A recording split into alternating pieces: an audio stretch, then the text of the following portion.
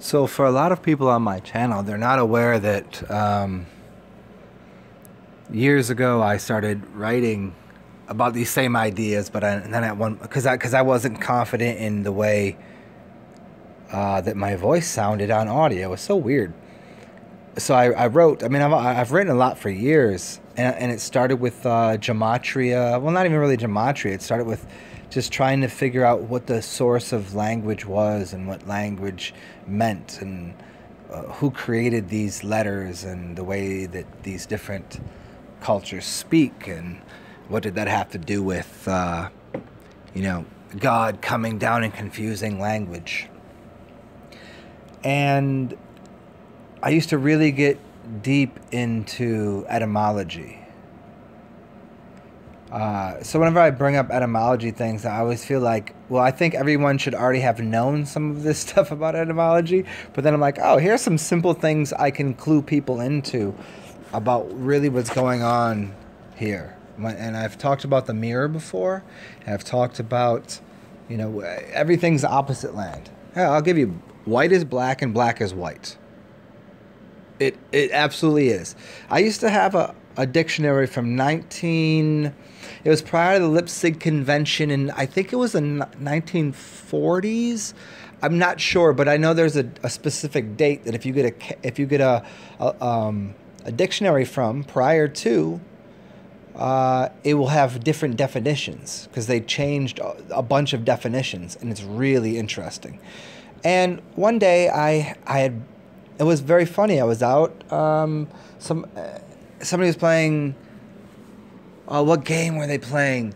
Oh, what's the one where you spell a bunch of different words and on the board? I was never very good at it. I never really played it too often. Scrabble. There you go. They're playing Scrabble, and I was like, and this husband and wife were having an argument over some word that was used. I was like, hey, you know what, y'all? Keep playing this. I got on my bike and I rode home, and I got my dictionary from, it was like 1932, 1933. I don't remember what year it was. And I brought it there, and I'm just flipping through this shit to show them. I ended up giving it to the guy. It's very funny. I just ended up giving it to him.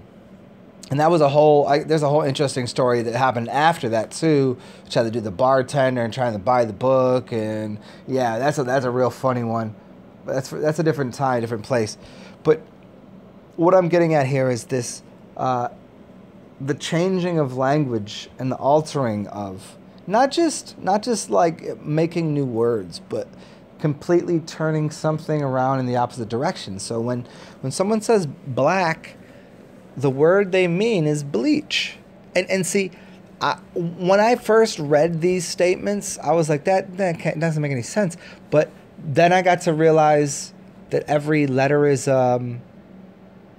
holds its own space and energy. And then I could see, like, well, of course, BLEACH, because chick is the same as kick.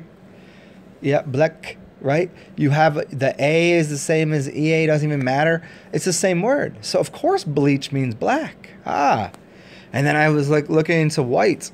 And a lot of places you'll find it gets worse than this. A person of a specific kind, especially when it's regarded as unfortunate. A spirit, ghost, or other supernatural being. So whites were called demons. And this is the language of the etymology through using white language. Even the white people that were using the language to say black and white flipped it around afterwards. So where whites were called blacks and blacks were called whites, and it's right there. And then now if you really want to get into it, and this really dives deep into like qualifying some other research I've done on how this is definitely a land made up of not African Americans but indigenous. You'd call it Aboriginal, but I did a word game on Aboriginal. It'd be just the originals. There's original people to certain lands, and it could give you a little more clue into the reason that the word black and white was changed. and you know, look up the when did these things become popular? When did crayons become popular? I'm just giving you a couple of clues to try to figure this shit out for yourself. But isn't it interesting that in this world that we live in, what was black is white and white is black? The most basic construct. And I'm not even saying white because, see, usually you'd say, oh, it's the black or the dark. You'd say the dark demon spirit, right? But it was the white. And to bleach something is to literally remove. And see, then here comes all of these confusions in the language. But to remove color, what happens? What happens here? I'm going to give you a couple more clues here. What happens when you see a ghost? Well, the ghost is always white, but you become white when you see a ghost. You see? Yeah, you become bleached, but where does it come from? And then we play this black and white game. This is why chess is played on a black and white board, and the whole the yin and the yang. But none of it's true. But it did get flipped, though. Let's just remember that it did get flipped. And so now even the most basic, because the burning of the books in Alexandria. And if Alexandria and Lemuria are under the sea, have you in the wrong place, friends? You're supposed to be here where you are now and figure out your own history. You're not supposed to be worried about the star creatures and the Lemuria was in I can't believe Atlantis. It must be in the Atlantic Ocean. Like, the fuck does that have to do with you? Nothing at all. Start where you are and move backwards and forwards. That will be what you need to know. And in that way, we can actually, well, I can move backward to the point that I'd have to consider what language the people that brought me up were speaking, what government they were under, what religion they believed in. Now, when you start doing all of these things, and then I go, oh shit, now I gotta. Somebody just changed the language. They just changed the definition. Well, the only way that could have occurred, the only way they got to change black to white and white to black, is if Webster. Well, you better figure out who Webster was. Had something to do with it. I don't even mean him necessarily, but I'm saying Webster's dictionary. And isn't it funny? It's called a dictionary because it dictates something. Shouldn't it be called a definitionary? Because it defines something? I mean, even the book itself has misjudged its own thing. What it deems to reveal is dictionary, to dictate. It dictates knowledge to you. I thought it was defining knowledge. I thought it just gave you a word and then gave you a definition. So a definitionary would be correct, right? But that's too confusing for most people to even think about it. Well, you're just playing semantics. Well, no. That thing is pretty important for the people using it, for the technique they're using it for. So you better be, it's spelling, it's grammar, it's grimoire, it's magic. So I'm curious, and this is why this all started with this idea that I've when I got into studying this, it was all about etymology and the history of language and tones and vibrations and words and where did this shit come from? And if it's, what is the definition now? Oh, intention means everything. I could mean anything and say something else, and does it matter? Does the energy behind the language? And that goes into this kind of thing. So now I got to go. If I say the word bleach, you know that joke. What did Snoop Dogg? How did Snoop Dogg clean his white clothing? With bleach, right? Very funny.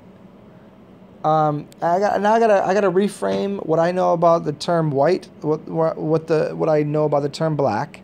And I have to reframe that in the sense of, well, I know that black history is in African American history, and white history has more slavery than most people would be willing to know.